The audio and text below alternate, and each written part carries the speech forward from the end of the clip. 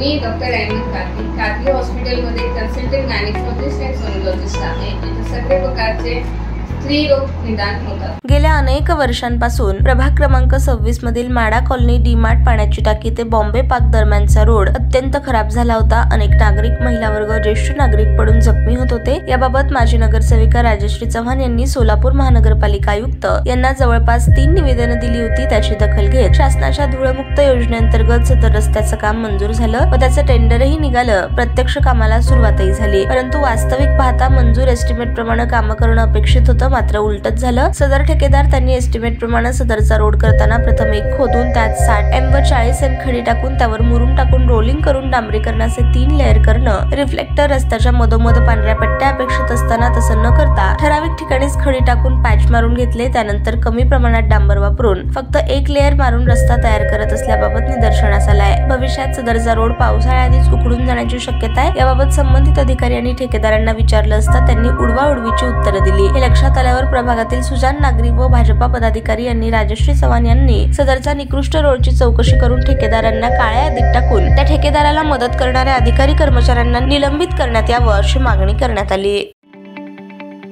ताज्या बातम्या पाहण्यासाठी प्राईम महाराष्ट्र न्यूज चॅनलला सबस्क्राईब करा.